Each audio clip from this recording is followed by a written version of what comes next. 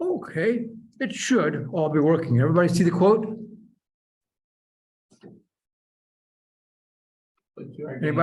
Anybody online can see the quote of the day? I could see the quote. Yep.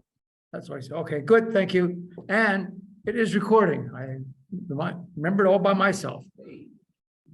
Okay, well, today we're going to talk about cross-site scripting and a variety of web security issues. Announcement on Saturday, that's this Saturday, that's like 3 days from now. They're having an Aggie shred. Part of security is making sure that your information doesn't get out to people when you don't expect to. So they are shredding paper, in case you have paper. They're also destroying equipment. So if you bring a hard drive, they will crush it up into little pieces. That's pretty good for keeping it secure. Or if you bring a laptop or something to be recycled, they'll take it back to wherever they take it back to and remove the hard drive and crush it then. Okay, so this is coming up on this Saturday. Today is Wednesday. We are here, cross-site scripting. Next Monday, no class on Monday. Do not come to class on Monday. Don't look for a recording on Monday. It's not there. We're not having class on Monday. That is fall break. The paper is due a week from today. I threatened the undergraduates with a program or an assignment last week. I worked on that assignment a lot and it just seemed too difficult. So I tried to come up with others. I just haven't come up with a good assignment. So I'm still working on it. Probably by next week, it'll be an assignment for everybody because the paper will be due. So stay tuned. Something's coming up.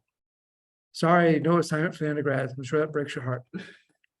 Okay, email. I got an email from the Cybersecurity and Infrastructure Security Agency, CISA, and they were reminding people to do several things to avoid problems with state-sponsored attacks. And here are here's things they recommend in their email. I just thought I'd mention this because it keeps coming along and it is a security item. And if you're really interested in security, people should get on these email lists to get the latest announcements about security threats. We've talked about multi-factor authentication before. Network segmentation basically means put your public website on one network and put your private company network someplace else so that they don't connect immediately. Of course, always keep everything up to date and watch who's using your accounts.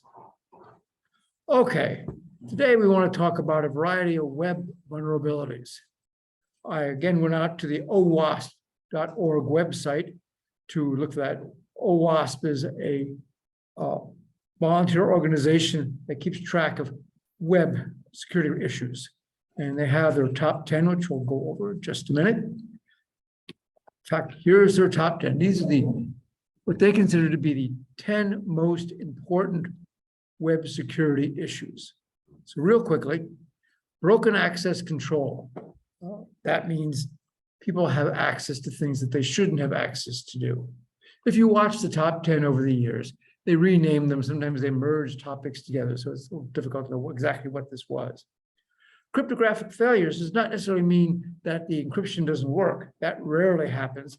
Mostly what that means is they have not properly secured the keys, that in some way the keys have been allowed out and people get to know the keys. That, of course, is a big problem. No matter how good the encryption is, if somebody knows the keys, they've got it. Injection. That includes cross-site scripting, which we are going to talk about today, and SQL injection, which we're going to talk about next week. Insecure design. Insecure design is just starting off on the wrong foot, creating a design that's just not secure. And they point out that no matter how well you implement an insecure design, it's not going to work. Security misconfiguration, that is, people have not configured their systems properly. They had a good design, they had the right idea, but they didn't put the proper configurations out there on either the web server or whatever applications they have. Outdated components. programs are made of multiple parts, which rarely do you write the most of it. You're using a lot of different parts. I think that was mentioned in a question a week or so ago. Yes, that's a major problem of people using parts or functions, methods, classes, all sorts of pieces of other program, which you should use because you don't want to reinvent the wheel every time. People have written worthy programs and functions and methods that you should use to do these things. Unfortunately, every now and again, they find flaws in these or they make updates. And you have to update your application in order to incorporate the pieces and methods that you include. Okay. And number 7 is identification failures. That's assortment of poor authentication. And software data integrity failures. We mentioned that last time. This is not checking the input for poorly formed input, accepting longer input, all sorts of threats that we talked about last lecture. Insufficient logging and monitoring. That generally happens when a problem occurs, the system recognizes the problem, writes it to the log, and no human ever looks at the log. The log is saying there's a horrible problem going on, but nobody ever looks, so they don't know. And then server-side request forwarder, which we'll talk about next week. Here's a vulnerability ranking that comes from Positive Technologies. I'm not sure I fully understand. 100% of them had broken access control. I'm not sure I believe that. But you get a relative number. Security misconfigurations are up there. This is the OWASP 10 numbers on the side, although it may be from a different year, so I don't know. Yes, from 2022, because I was looking at it just yesterday or 2 days ago. Oh, Yeah, I think this is 2022. somebody says this should be 2022. The OWASP top 10 from 2021. That was the last year they published the top 10. But Positive Technologies may have found others. Okay. All right. Today we're going to talk about web security. So I thought I'd go over some of the basic web operation for those who aren't real familiar with how the web works. Let's just quickly spend a few minutes on that. The web uses 2 big pieces.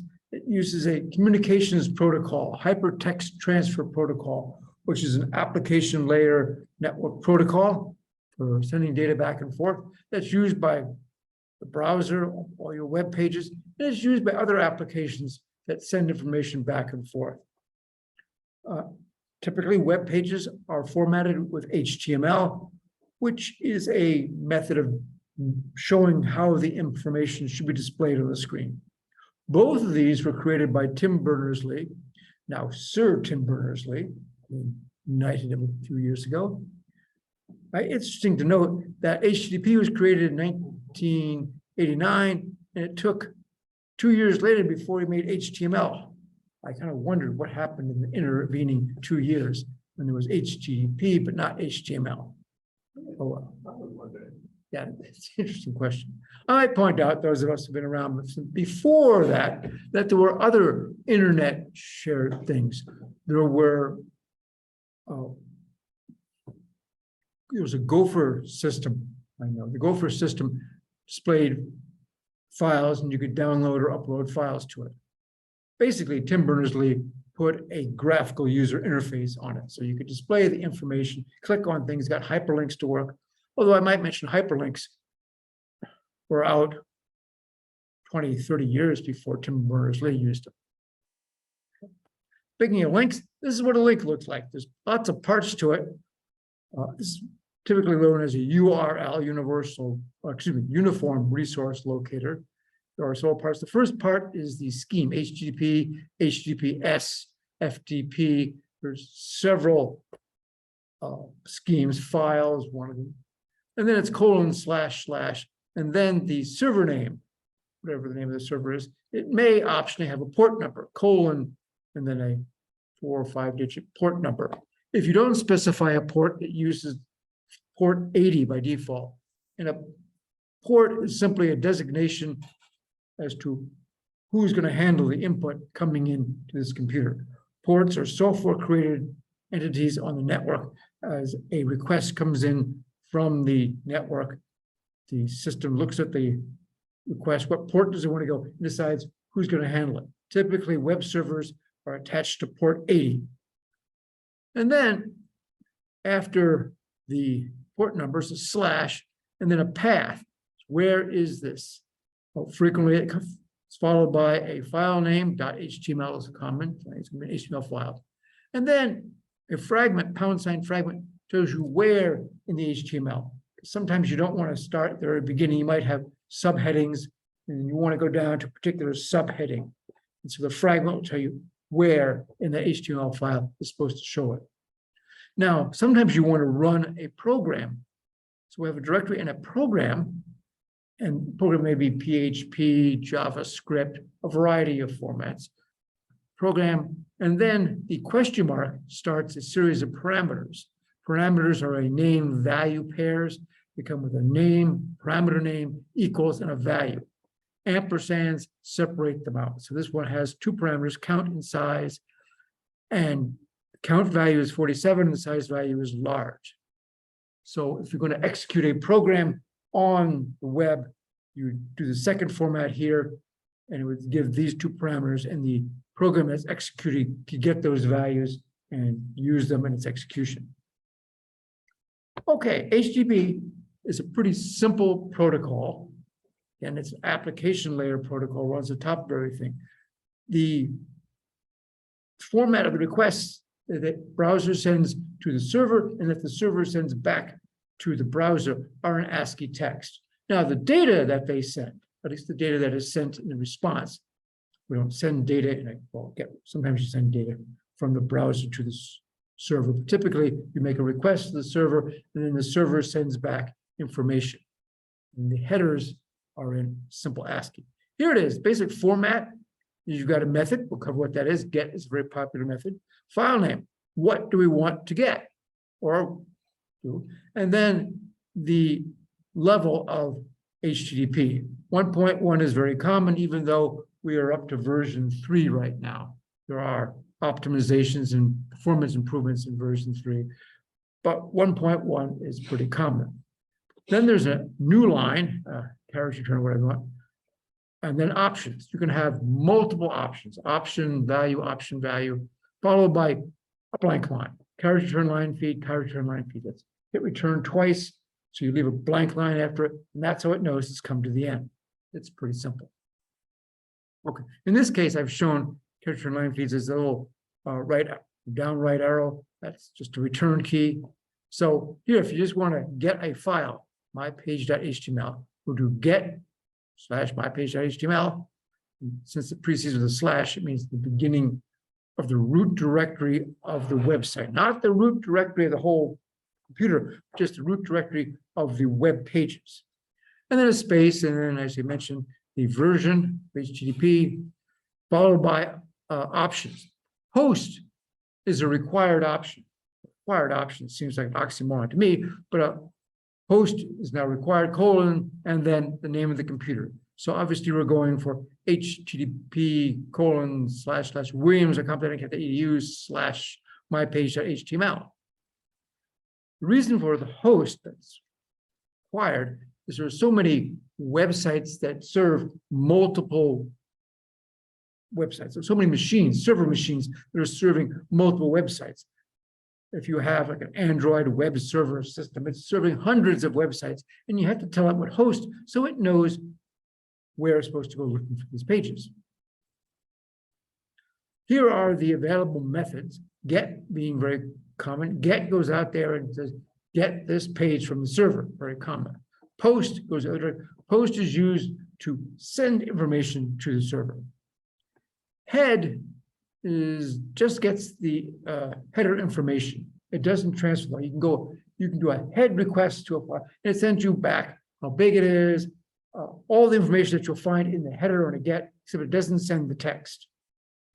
This is useful a lot for systems to go out and check the validity of links. You want to check to see if links are valid. Instead of doing a get, which will tell you if it's valid, then send all the text to you, which you don't really need the text, you just want to know, is the link work?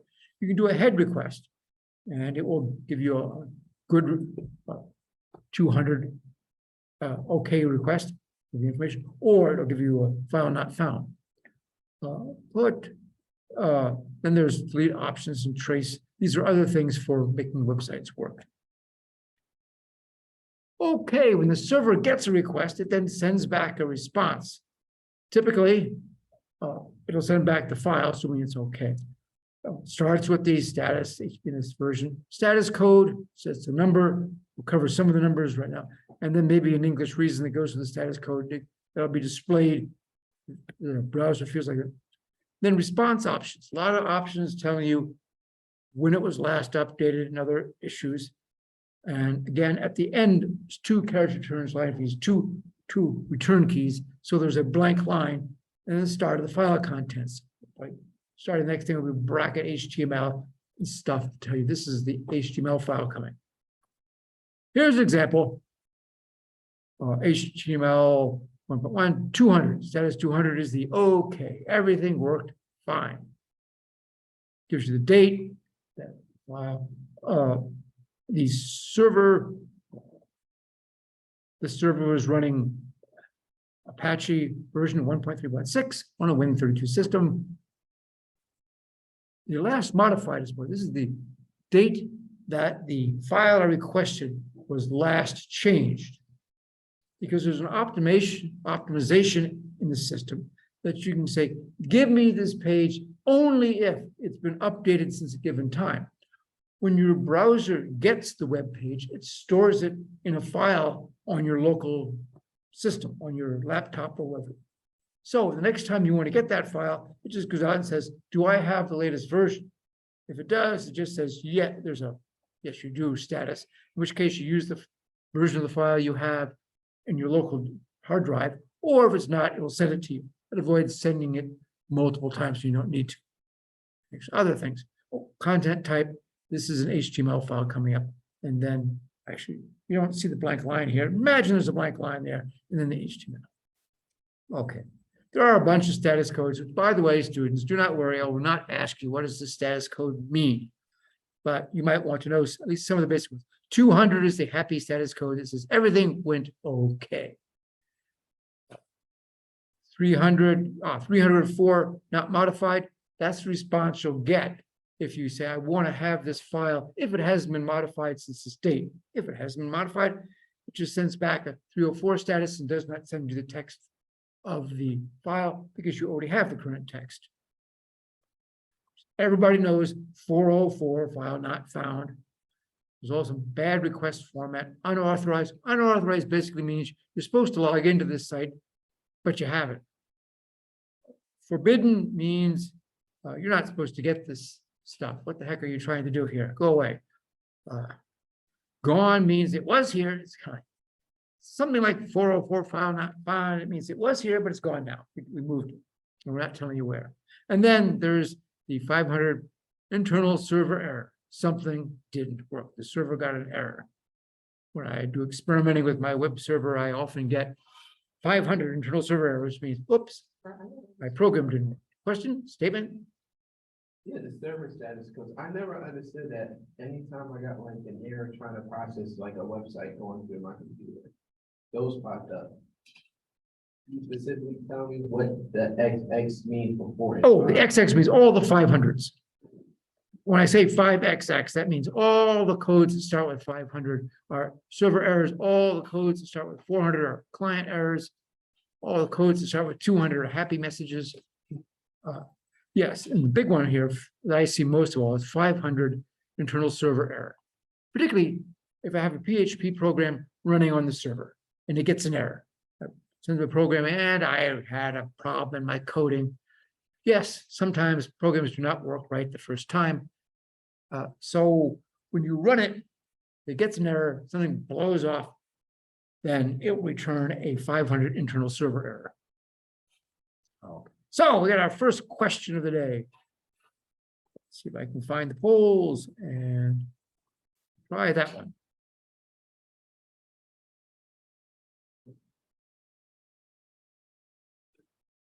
Some people are ready. They've got their cards up all.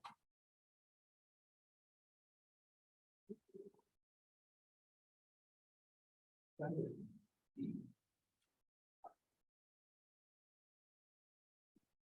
Okay, let's see, we've already got, no, only 43% of the people online have, well, that's, you can do better than that. Come on, guys. Okay, there. I don't have. Oh, okay, I'll fix that. All right, ooh. A and B are tied rates.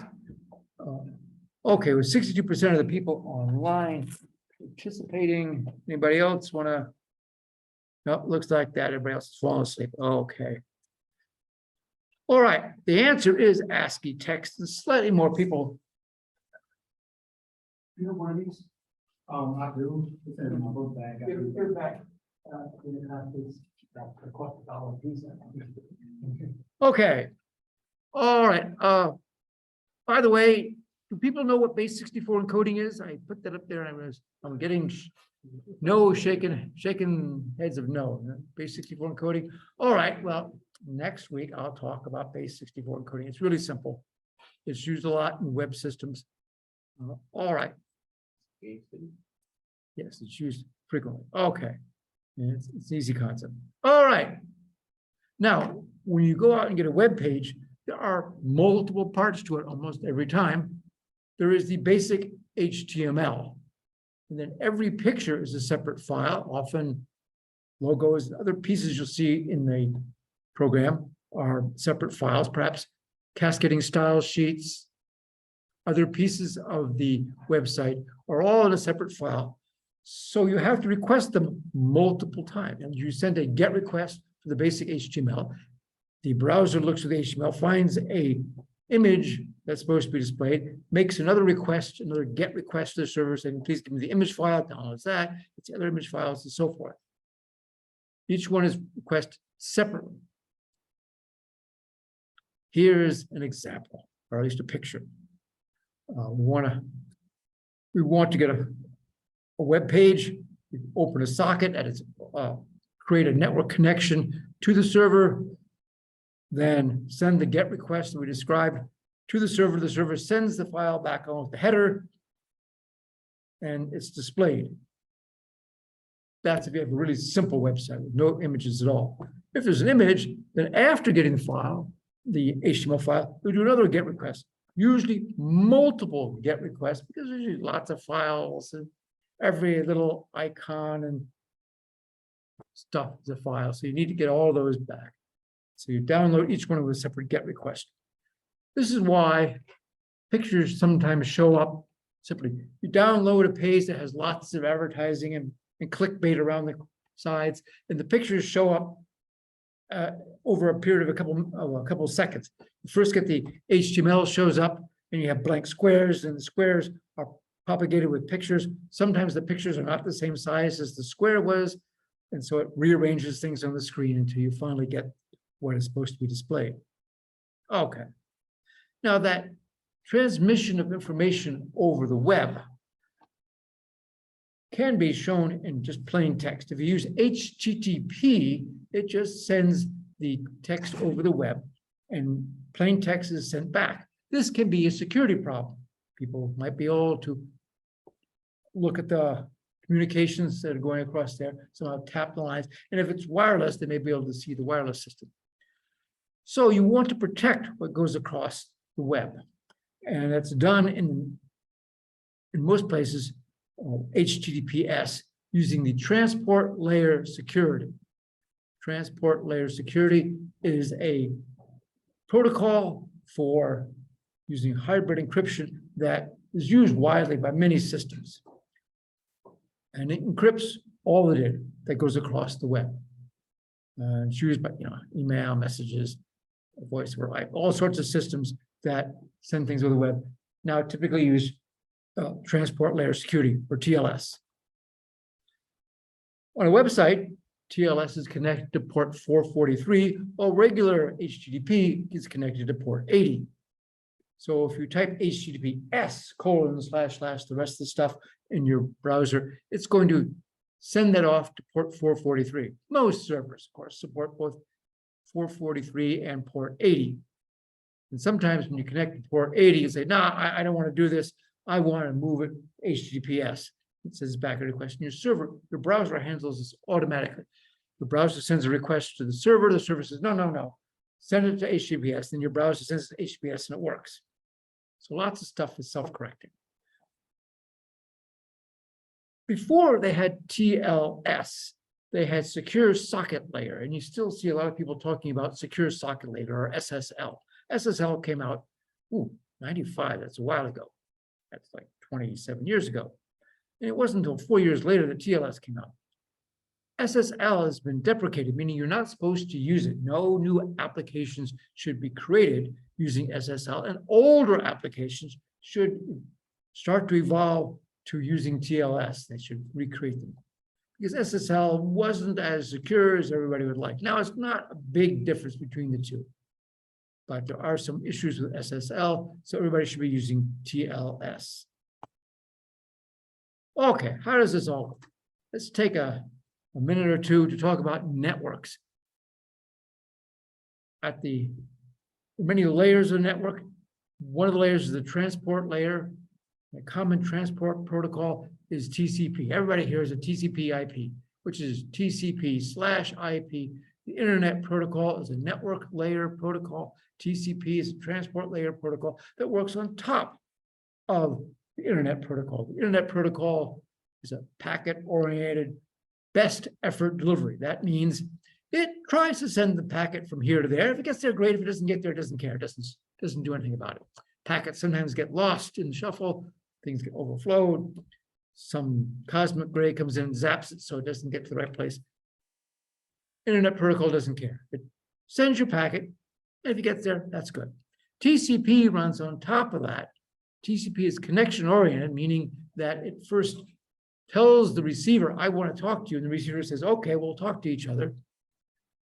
And it tries to correct all the ills that may happen with IP. So TCP is a guaranteed delivery.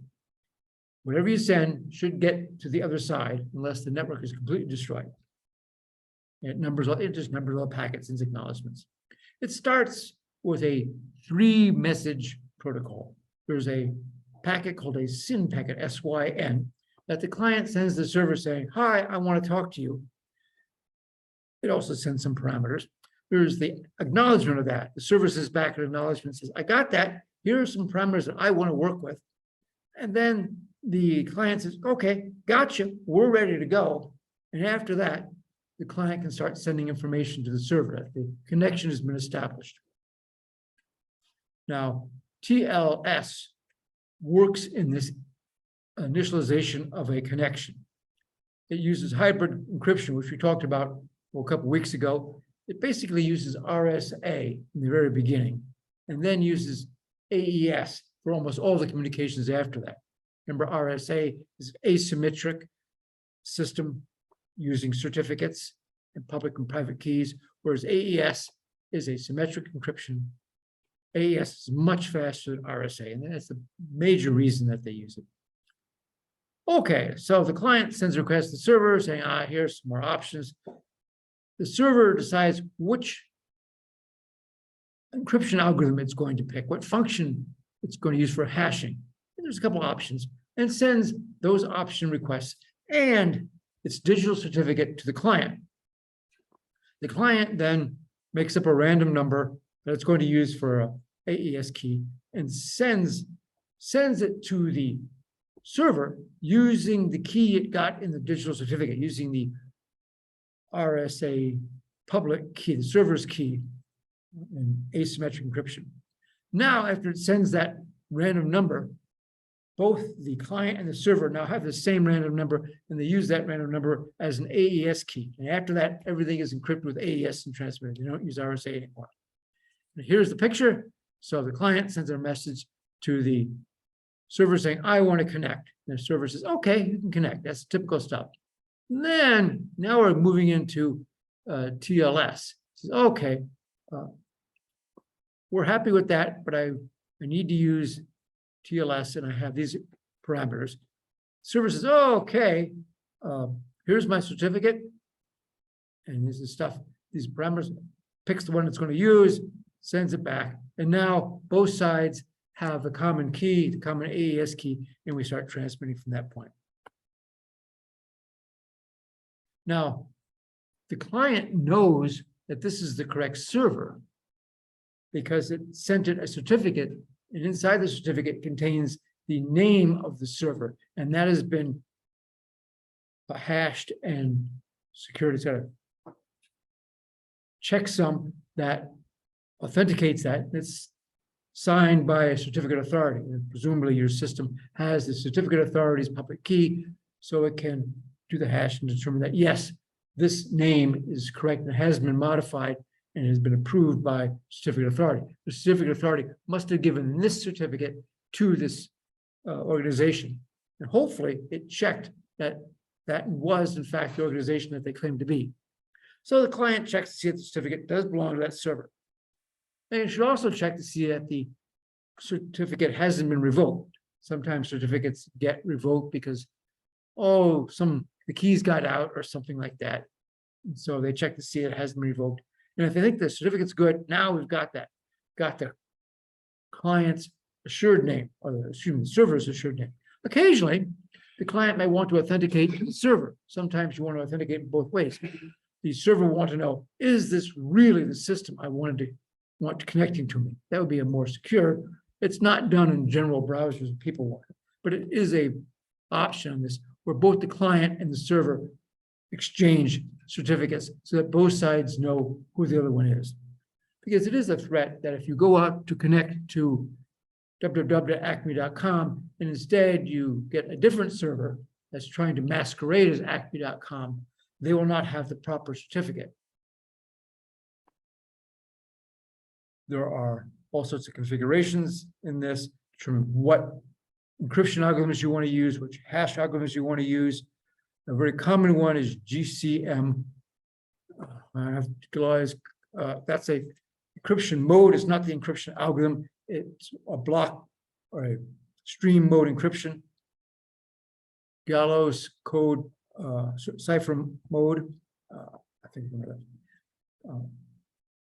and it uses secure cookie flags. Talk about cookies later on.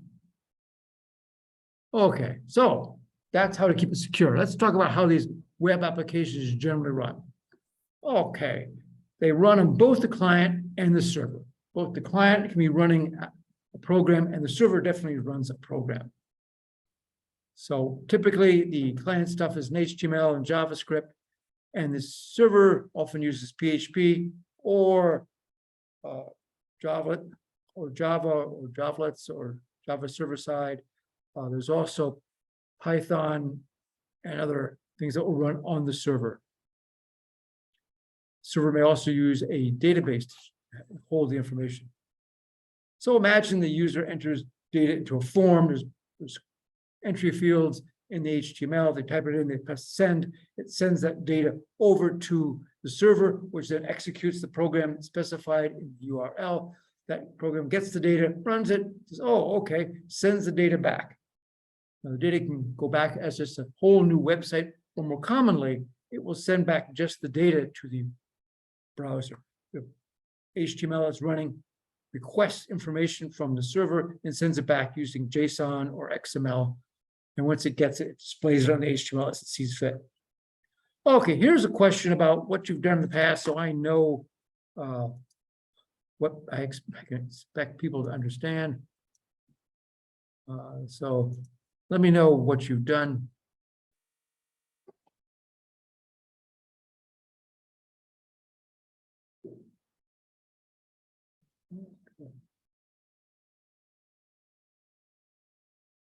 Okay, there's obviously no wrong or right answer to this, but you should know what you've done. Okay. Have you created a website? Oh. Okay. All right.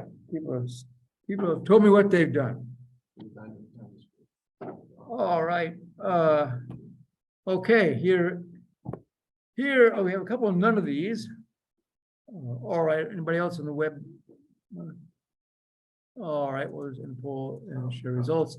The almost an even split between a web page with HTML and a web page with HTML and JavaScript.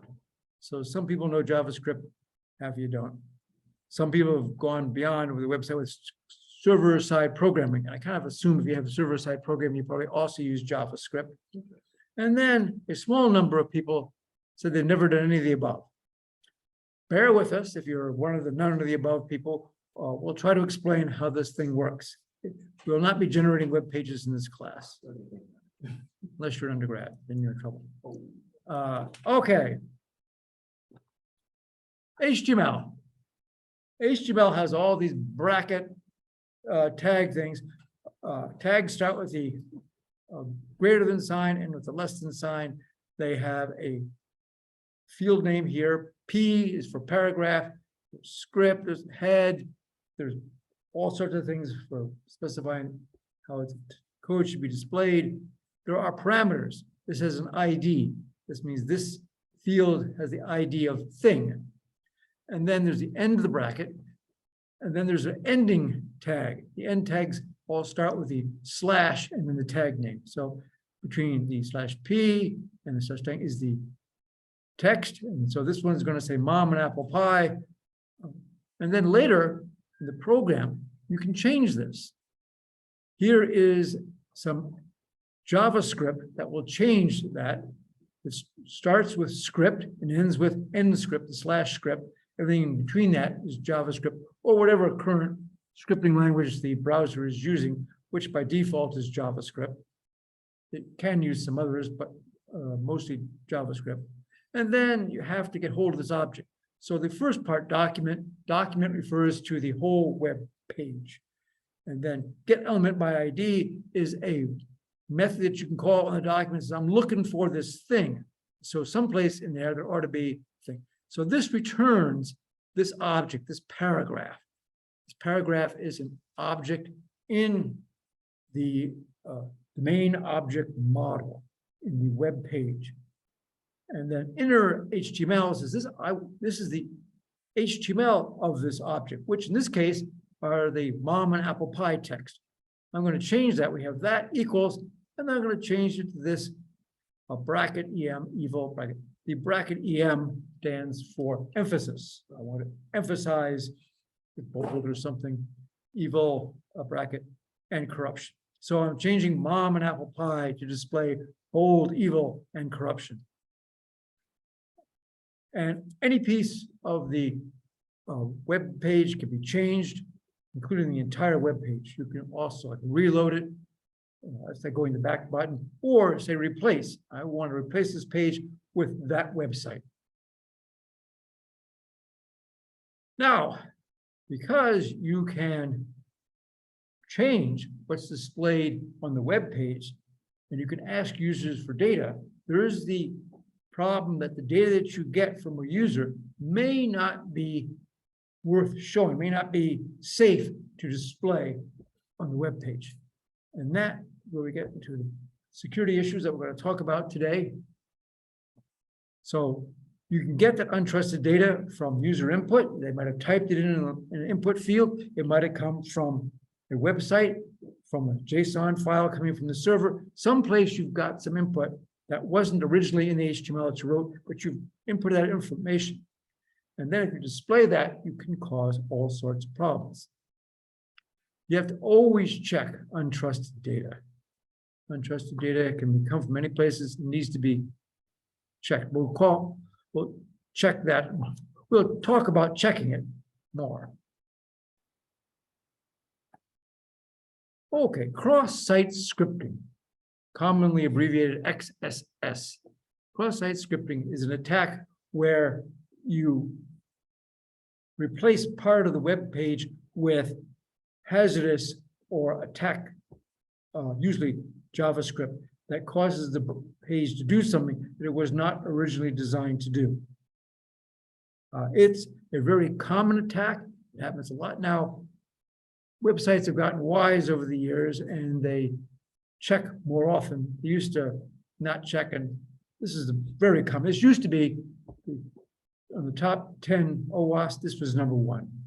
It's no longer number 1, but it's way up there. I think it's number 3 now. It's part of injection. And a website, you might note, has a mixture of the text that's going to be displayed, the tags for formatting, and the script, the JavaScript. You can replace any piece of that with a JavaScript command. So you can change the JavaScript with JavaScript, you can change the pictures, you can change the text, you can change the formatting with JavaScript. And so if you get something from an untrusted site and you put it into your web page, who knows what's going to happen? Okay. Let's take a look at this example here. The browser is going to ask the user for their name. So there's a little input field that said name, and I typed in Ken, and then I pressed enter. The browser is going to send out the example.com. It's going to run myapp.php, and it's going to set the parameter user to the characters KEN. Okay, that goes off to the browser. The browser then sends back a message saying, hello, Ken, because that's what the happy browser is going to do. Why did it ask my name? Frequently, it asks your name, and then it uses it in the page multiple places to kind of personalize it. That's a big thing. It says, hello, Ken. And so it puts that in a paragraph, and start P, the end paragraph, and puts it in there. Fine. But let's say I didn't just type in my name. Instead of typing in my name, I did bracket script, bracket alert, parentheses, quote, gotcha, parentheses, semicolon, bracket, end script bracket.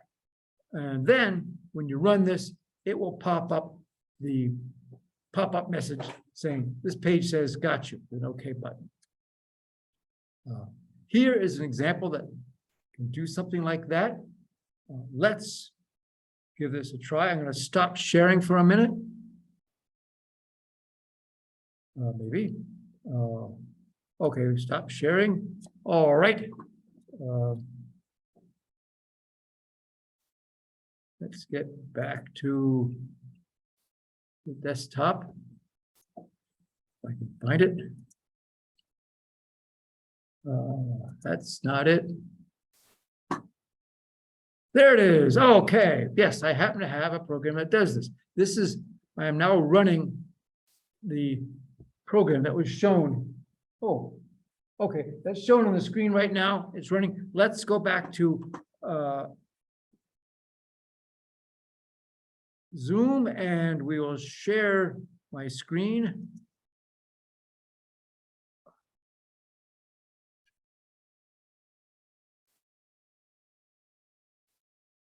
Okay. People online, why don't you see that here on? Hang on, we're having technical issues. We will. Slideshow, stop doing the slideshow. Excuse me? Slideshow. Yeah, where is these stuff?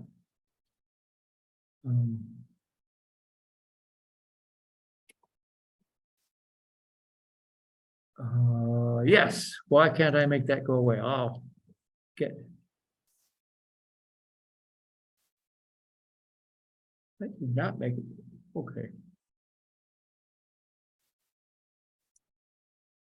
Okay, I think I did it. Now, hopefully online and here in McNair Hall, you can see this mostly white screen that says just a friendly website. Let's increase the size so we can see this nicely. Okay, still just a friendly website. I will type in a friendly thing. Name, I will type in Ken because it's my name. It says hello, Ken. Like I'm going to press the button to reload it. There it is. But now if I go out here,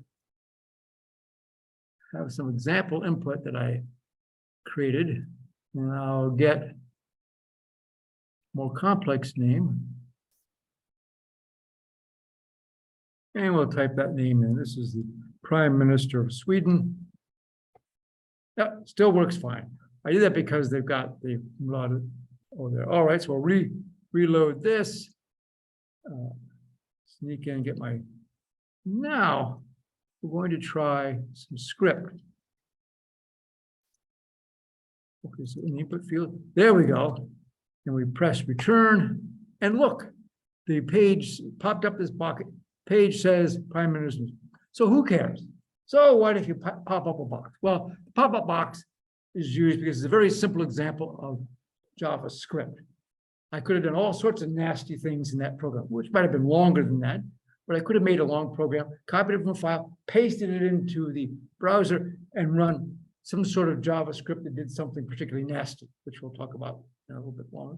In this example, I just did a alert box because alert box is visible. Obviously, it ran the JavaScript because the alert box came up. And it's benign. I don't want to crash my system while I'm here to try to do class. You can see it does run that. Okay, we will also talk shortly about encoding characters, HTML encoding, and if I can find my mouse, there they are encoded. And that sort of worked.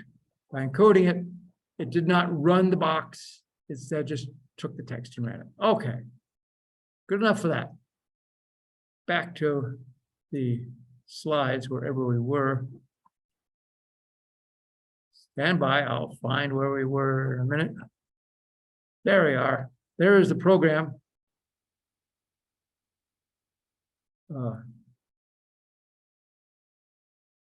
Okay, that's the program I just ran again. I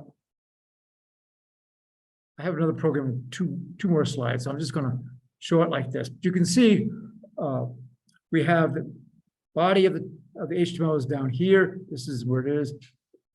The header example says example XSS cross-site scripting. Actually, I think it said just a friendly web page in the and then we have an input field on change. That means when you type something into it and you press enter, it's going to call this function up here, show name. The function again gets the input and writes it using the input field below that. Okay. All right, you can constrain what input looks like. In other words, previously, it would let any characters in as input. Maybe you don't want that. Maybe you just want to read numbers. And if they type in a letter, it will not allow that. You get an error message. Or you might want to say a particular pattern. You might want to say it's supposed to look like a URL, email, a text of a certain character limit. There are validity checking methods available. You can use it, check validity to make sure that it's likely to be safe or not. The check validity returns true or false, saying true, everything is happy, or false, you better watch out for this text. It does the same thing in report validity, but in addition to returning true or false, it also prints an error message to the user. Okay, here is the next one I'm going to try. Here I have a pattern. It's going to use report validity, make sure it's going to be okay or not. So we'll try running this one. So there we have, there it is. And again, I'll try to make it bigger so you can see it. Oops, not that big. Oh, okay, so I'll just start off with typing Ken, hitting enter. It says hello, Ken. Good enough. Now, it's more sample bad input. Here we have the input. Oh, this is why I had the Prime Minister, Sweden, her name in there. You enter and it goes, oh, it doesn't like that. Oh, but if you put an O there, enter, it's fine. Yeah, so there are some things you have to watch out for when you do this, because some people use special characters. If you have O'Reilly and they type it O quote Riley, that's going to cause some difficulties. Let's just try the big thing here. The script. I'm going to change the name so it doesn't complain about that. And press enter. It goes, oh, no, it doesn't like that because this thing's got brackets in it.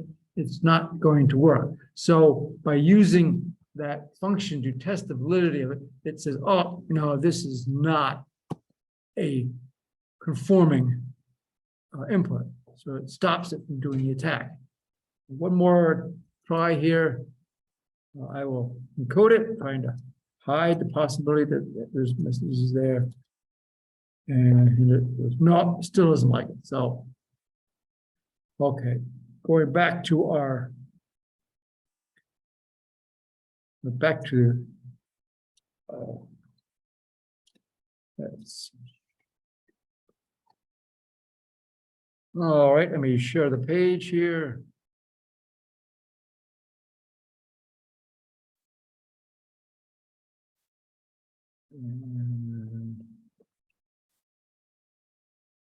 Okay, we're back to looking at PowerPoint slides again.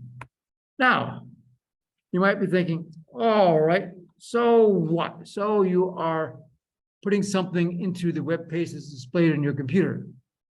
Aren't you just attacking yourself? Why would you bother to attack yourself? Well, turns out that you can do more than that. There are two flavors of XSS, cross-site scripting. There's persistent and non-persistent. What we've been looking at is non-persistent. That is, it runs in the browser and it does it now. You don't save the results anyplace. So if you do this, if you can convince somebody to look at a web page that you have corrupted, the web page, or to take the link on the web page, the link can do something that you don't want. Also, here's an example where you might have a web page that's going to do a search, and typically after you do a search, they'll tell you this, your input found this. We don't care what it finds, but the input is here with the script. And so if it redisplays that on the screen, so I found this, it's going to redisplay the script and of course, execute the script. One of the problems with HTML is whenever you give it something, it tries to interpret that and actively do all the script. So that's nice for bold and emphasis and all that sort of stuff, but it's a problem when you put active components in there that might be executed. Also, Alice will say no. Okay, this example, Alice is a fan of the Bob site. Carol knows that. So she sends an email to Alice telling her that there's a really nice link on the Bob site that she might want to look at. So the link has the query for puppies. So it will show cute little puppies, but it also has the embedded JavaScript to go to this website with that's, oops, the .js is JavaScript. So it's going to go and load that JavaScript from the evil site and run it on Alice's browser.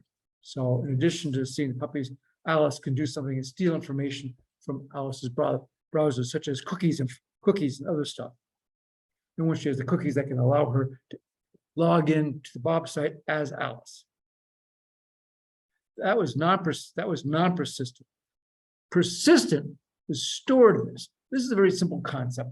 Imagine you're at some website that saves your name and allows you to send messages to other people. The undergraduates frequently, for senior projects, want to make some of their own version of a social media website for A&T computer scientists, and they're allowed to post messages. Inevitably, they fail to check the security of the messages so that you can post a message that includes JavaScript, and when anybody looks at the messages, it will execute the JavaScript on their computer, and of course, now you're running their program on your computer, and you're in real trouble. It can send things to other websites, do all sorts of things that you probably do not want done. It's a very effective attack because everybody who looks at the page could possibly execute that information or execute the JavaScript. So it's going to attack multiple users.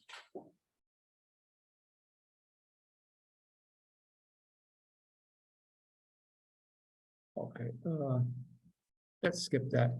Oh, I mentioned cookies. Do I need to cover cookies sometime? Who knows what a cookie is?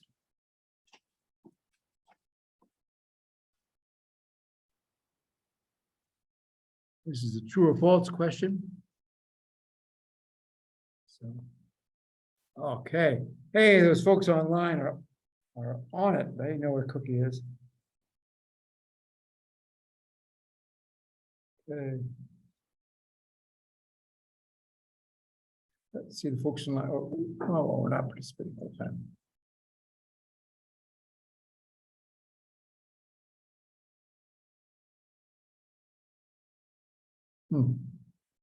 I think you have a finger over the part. You can't, yeah, if you do that, it gets confused. Okay. Okay, almost everybody knows about cookies except for the one joker who says they only know about it if they have chocolate chips in them. All right, there's always one. All right, so I won't talk about cookies much. Maybe I'll talk a little bit about cookies. All right, OWASP has guidelines on how to keep your system clean from XSS attacks. And you can find the information here at cheatseries.owasp.org and look at them. They have a whole bunch of, I looked at them. In fact, here are, I'd say the number 1 rule, but the number 0 rule before any of the rules, don't put untrusted data any place in HTML where it could be executed. That's bad. That leads you to problems. You don't do that, none of the other problems are going to happen. If you can avoid that, then sometimes that's hard to avoid though. So try to encode it, HTML encoding. For putting it just, that's putting the, here's HTML encoding. You change some of the characters. The greater than sign is the ampersand L, I guess it's the less than sign, ampersand LT semicolon. The greater than sign is the L. Quote, they're all the obvious things. In addition to having these special names, like for apostrophe, you can also have the numerical value. The ampersand # X27, the X means this is hexadecimal. Hexadecimal ASCII character 27, which by the way is a quote, put that here. So go back and take out the brackets and stuff and replace them with these. And we saw before that prevents them from being executed. There are safe tags. They're bold, italics, underline, emphasis, strong. Those are all safe. They aren't used too much now. More people use cascading style sheets with CSS. Some of the tags, though, you probably ought to take out because now, if you just look for characters, and there's a lot of systems that just go through and say, are there greater than or less than characters in this text? And if they are, they say no. If they aren't, they allow it. If you're going to go look for specific tags, it takes a lot more filtering than just looking for characters. Or watch out for uncommon things. There are some safe attributes. There are attributes in the tag, some of which is listed here from the OWASP website. You can use others. You better watch out for. There's href, hypertext reference, source code style. Those you better watch out for. Encoding the input, HTML encoding, do the Java and PHP functions to encode things that will take them out, take out the characters and put in the ampersand codes, which you always do. Another rule. Oh, this is kind of like the other one. Always encode things. And a specific part of that is do that for JSON values. In other words, the server sends you data and a request, make sure you code it.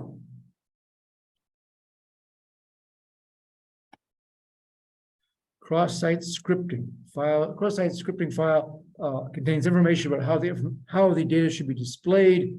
Once upon a time, those of us with gray beards remember that there was just HTML with no style sheets, and you had to specify in the HTML how this was to be displayed. It's supposed to be bold, italics, underlined. And then that got to be sloppy, particularly if you're changing different sites and stuff. So they went to cross-sites, cascading style sheets. I get my abbreviations mixed up. Cascading style sheets specify how this type of information should be displayed. Okay, so you have to watch out for that because if you have a bad cascading style sheet that contains JavaScript, you can get caught that way. Watch out when you're creating links. Links to things can be bad. And there are several ways you can send information to an attacker. Even just an image. Now, you can not directly access a web page from one web page cannot directly access files from another one because there's the same origin policy for XML HTTP request. XML HTTP request is the function you use in JavaScript to get a file from the server. Easy to get from another server, but you can't request things from a different server. It doesn't allow that. That, of course, keeps things much more secure. But you can have some things from another page. For instance, images. You can have images that come from another website. So it might request image, and it may make a request for a picture. Now, the picture doesn't have to exist. It's just sending information. It may get information like your password, cookie information, and then ask for a image that has your password. Now, the server, especially made server, it doesn't care what you're asking for. It's going to send the same picture regardless of what you ask. It just wants to collect that information. So as you make that request, you go, oh, here's your password. I will save it away and send back whatever picture I feel like sending. So that, by the way, sneaks it under the radar of HTML, the same origin policy. This will get through the same origin policy without any problem. It works. You have to watch out for it. Okay, so that's cross-site scripting. It's a problem. It's not going to easily go away. Basic problem is that the browser puts things, it mixes the text, the script, and the styles all together. Had Tim Berners-Lee known, way back when, he could have made these in separate parts and not mixed the text and the styles and everything together. But now that they're mixed, when you put things in there, tends to cause text to be executed. That causes a problem. You can disable JavaScript in your browser, but since almost everything uses JavaScript, then almost nothing works. Let's talk about a different problem we have in web security, and that's parameter tampering. We mentioned that parameters for a request to execute are going to be sent in the HTTP request. That HTTP request can be modified along the way. There's several proxies that you can use. Favorite one is the OWASP Z attack proxy, ZAP. It's one of them. It's free. I like that, and it's easy to use. We just might be using that in the near future. Here's an example. We got a website, and it's going to ask us, we want to buy this book, how many quantity, notice the price specified here. So it sends request to the server saying, here we have books, and it says the book ID we're going to use. It got that internally. You don't see the book ID here, but it knows what book ID you want. Quantity 1, and it includes the price. This is all fine and well, except it is possible for somebody to edit this thing along the way. If they have the proxy, you say, oh, well, $59.95 is a little bit pricey. Why don't I just make it $5.95, take out that 9, send it along, and I got the book at a real good discount. Maybe I'll buy a bunch of them at that price. Excuse me? Oh, yes, this was not an uncommon problem. Okay, so question here is just to see if you're paying attention.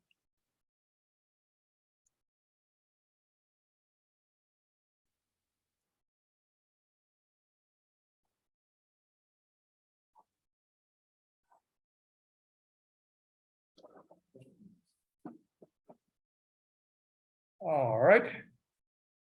Well, maybe not. Let's see if I can touch the right buttons. Got you. All right. All right. Oh, okay. The popular answer is C, which is a nice answer because C is correct. Yes. Now, if you use HTTPS, sure, the text is, everything is encrypted, but turns out you can get through that with your proxy server. The proxy server can allow you to edit and view the requests that go across. So if you send something like,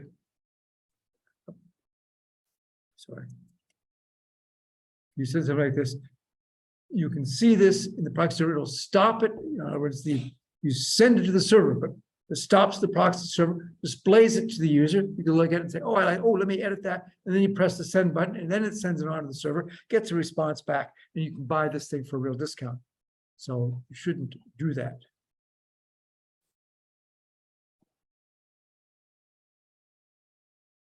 Okay, so basically, applications should never trust user input. The server shouldn't trust user input at all.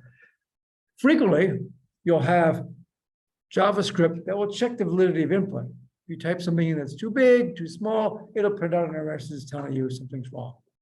And then once it's a nice value, it sends it on to the server. The server shouldn't trust it because the proxy servers in the middle could change it back to some conveniently wrong value. So it's nice to have the JavaScript to check it so it can produce a nice quick error message, but the server shouldn't trust that the JavaScript did the check because somebody could change it along the way. And again, the answer is to keep the price of the book in your database. So when they say they want the book, specify the quantity, then you can find out what it cost. Also, sometimes people release a lot of information in the information they display. Well, like that didn't say anything. They show information that they probably should not in the display. In this case, we've got order number, so you can click on the order number. Really, do you care what the order number is? Notice this 2456, 2457. You might guess there's a 2458. So you can, when it goes out, looks at this, in other words, when you click on one of these buttons, it sends something like this, giving the order number. Wow, 2457. You can check 2458. But again, your proxy server can change that and see what you get. It's not one of yours because you already know it's not one of yours, but the server might go, oh, okay, let's see what that was. You made the request. Sometimes you can guess names. This is different. This is nothing to do with tampering. But some people have predictable names like, yeah, from my website, Homework 3 Solutions. Yeah, if you had Homework 1, Homework 2, and Homework 3, sol.pdfs, and now you're working on Homework 4, where might you look for the solution? Well, you might try typing in, even though there's no link to it, but you might try typing in hw4 sol.pdf and see if it's out there. Mind you, I know about that problem. I don't put it out there until after it's available, or I hide it some way. So one of the ways to do that is instead of using predictable names, use long random numbers. You'll see this sometimes.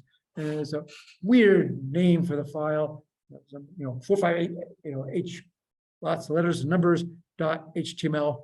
That's because they're just hiding. You can't guess what that is, only if there's a link. If you use predictable names, people can predict them. There's also hidden parameters. You can have hidden parameters inside the HTML. If you specify the type as hidden, then that does not get displayed on the screen. It is not input by the user in the input box, but when you press send, it does send that as a parameter. In other words, the ID equals admin will be sent as a parameter to the server. Well, that's nice, but remember, it can be changed. So if that's a problem, if it's changed, then you can't do that this way because a proxy server may change this. Another thing you got to watch out for HTML is comments. People often put comments in their HTML, and they should, so anybody following it knows what's going on. But sometimes the comments give away too much information. In this case, the bracket exclamation point, this is a comment. This is just for humans to read. And it says, oh, you should test this thing with the password BADCOICE. And that, of course, is, oh, maybe people should know that. There's usually there are many programs that will scrub your HTML to take out all the passwords and stuff like that.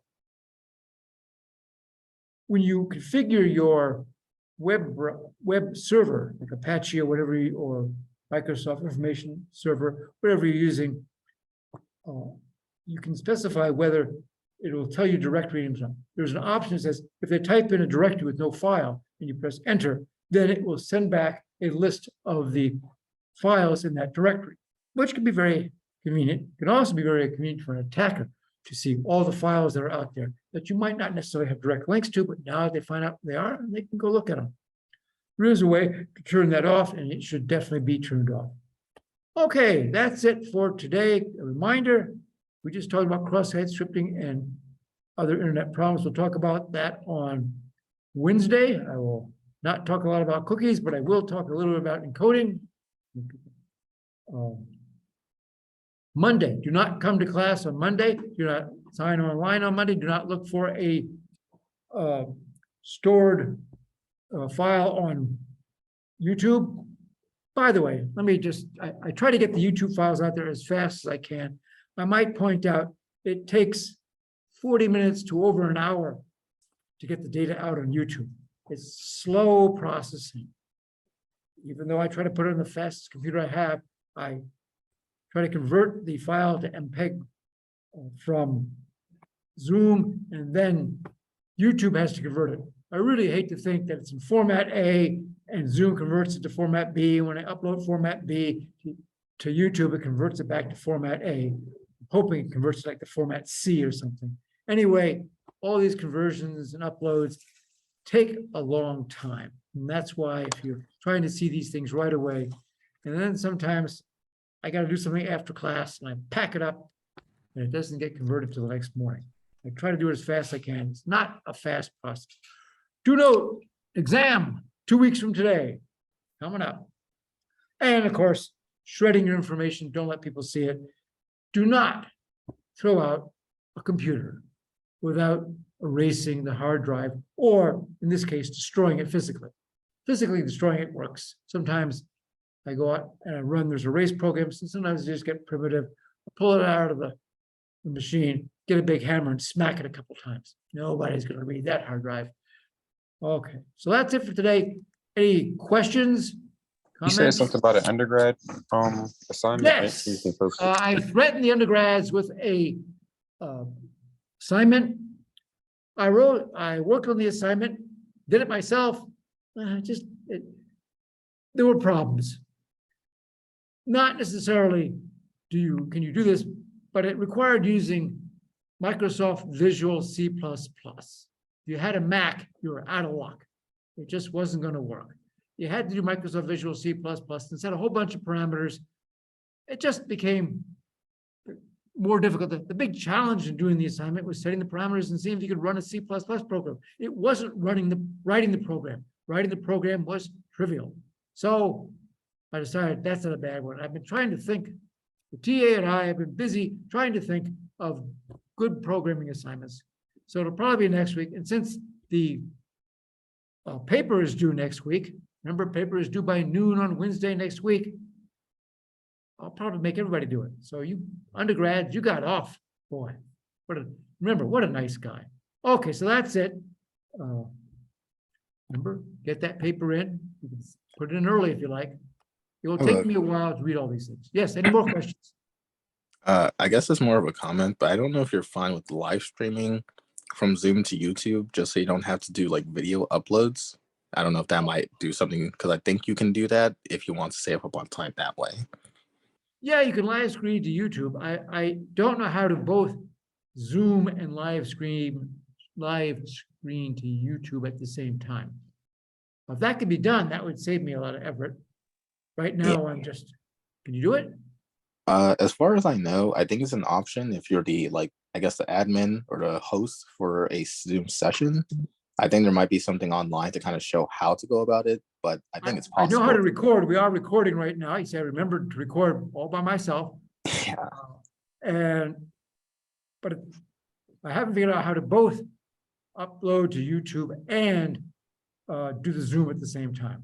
So I'm recording on Zoom. After class, I will convert the Zoom recording to MPEG and upload the MPEG to YouTube, which will then convert it to whatever format it likes. And I have to fill out other information too. So I'm working on it. Who is iPhone, by the way? Oh, I'm sorry. This is John. I forgot to rename myself this time. Okay, I know you. I know you, John. You were undergrad here. Yes, that's correct. Yeah, I know you. Okay.